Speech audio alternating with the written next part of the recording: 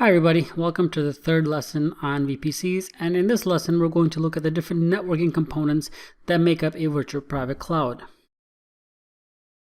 So route tables contain a set of rules called routes that are used to determine where network traffic is directed.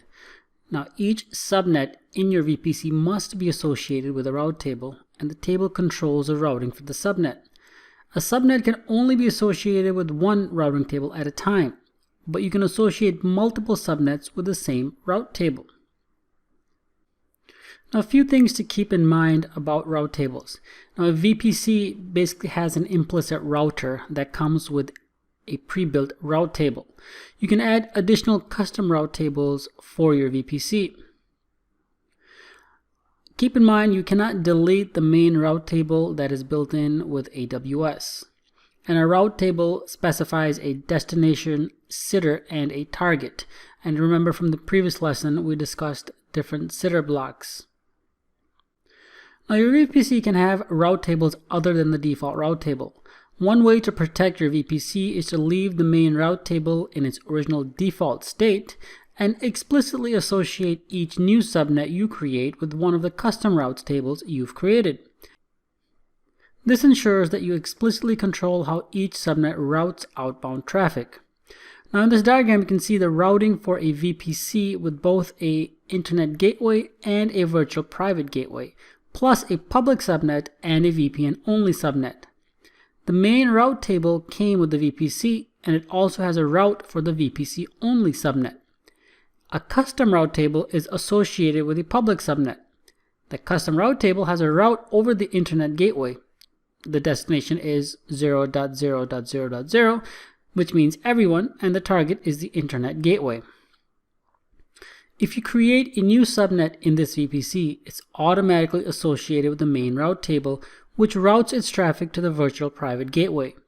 Now, if you were to set up the reverse configuration, meaning the main route table with a route to the internet gateway and the custom route table with a route to the virtual private gateway, then the new subnet automatically has a route to the internet gateway.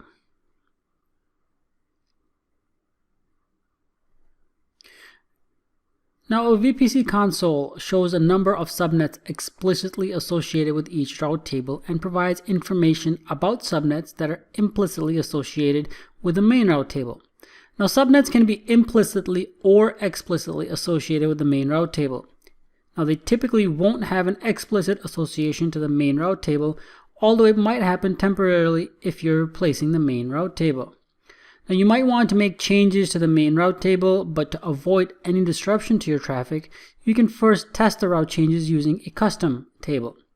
After you're satisfied with the testing, you can then go ahead and replace the main route table. Now this diagram that you see shows a VPC with two subnets that are implicitly associated with the main route table, table A, and a custom route table, table B, that isn't associated with any subnets. You can also create an explicit association between subnet 2 and route table B. After you've tested route table B, you can make it in the main route table. Note that subnet 2 still has an explicit association with route table B, and subnet 1 has an implicit association with route table B because it's the new main route table. Route table A is no longer in use. And if you dissociate subnet 2 from route table B, there's still an implicit association between subnet 2 and route table B. If you no longer need route table A, you can go ahead and delete it. Next, we have something called internet gateways, which is a horizontally scaled, redundant, and highly available VPC component that allows communication between instances in your VPC and the internet. It therefore imposes no availability risks or bandwidth constraints on your network traffic. A gateway basically serves two purposes: to provide a target in your VPC route tables for the internet routable traffic, and to perform network address translation, or NAT, for instances that have been assigned public IPv4 addresses. Now, to enable access to or from the internet for instances in a VPC subnet, you have to attach an internet gateway to your VPC and ensure that your subnet's route table points to the internet gateway. You also have to ensure that instances in your subnet have a globally unique IP address, IPv4 or an elastic IP address or an IPv6. Lastly, you have to ensure that network access control and security group rules allow the relevant traffic to flow to or from your instance. Now the diagram that you guys see, subnet 1 in the VPC is associated with a custom route table that points all internet-bound IPv4 traffic to an internet gateway. The instance has an elastic IP address which enables communication with the internet. Then we have a network address translation or NAT gateway.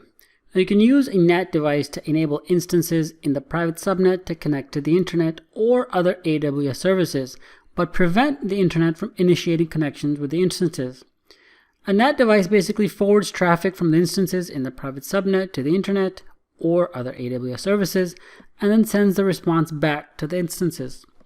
When traffic goes to the internet, the source IPv4 address is replaced with the NAT device's address, and similarly, when the response traffic goes to these instances, the NAT device translates the IP address back to those instances' private IPv4 addresses. So the diagram that you guys see illustrates the architecture of a VPC with a NAT gateway. The main route table sends internet traffic from the instances to the private subnet to the NAT gateway. The NAT gateway sends the traffic to the internet gateway using the NAT gateway's elastic IP address as the source IP. Now there are some limitations and characteristics of NAT gateways that you guys should keep in mind.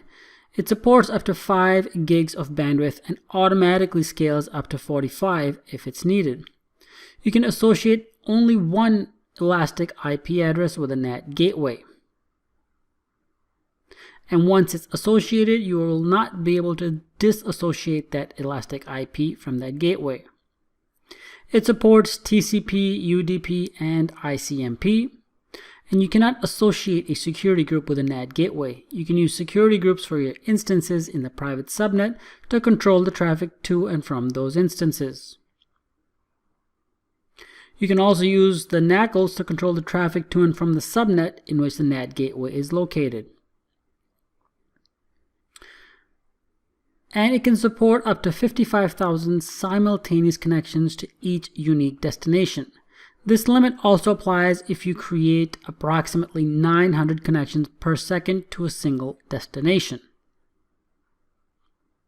Now, I just want to point out a difference between a NAT gateway and a NAT instance. Now, a NAT gateway is fully managed by AWS, whereas a NAT instance is fully managed by you. So you would have to do everything in order to do and manage the NAT instance. Whereas if you select the NAT gateway, everything is managed and routed automatically by AWS. Now, a VPC peering connection is a networking connection between two VPCs that enables you to route traffic between them privately. Instances in either VPC can communicate with each other as if they were with the same network. You can create a peering connection between your own VPCs, with a VPC in another AWS account, or with a VPC in a different AWS region. Now, AWS uses the existing infrastructure of a VPC to create a peering connection.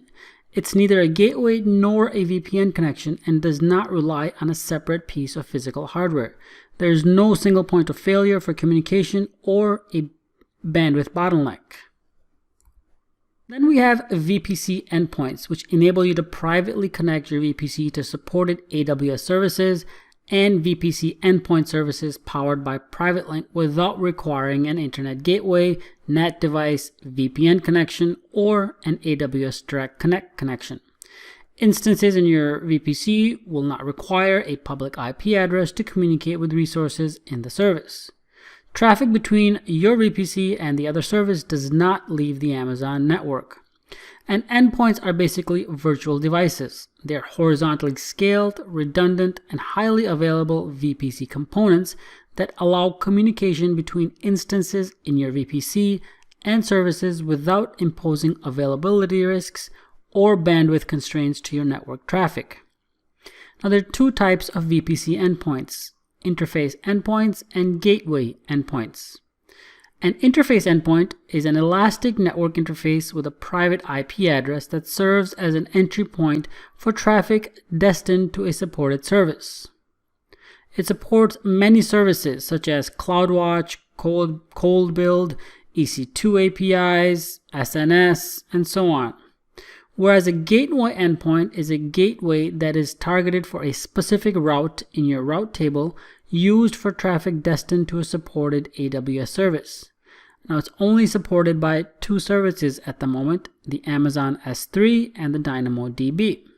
For all of the rest of the services, you have the interface endpoints. So let's go ahead and log in and see some of these advanced features that are available within VPCs.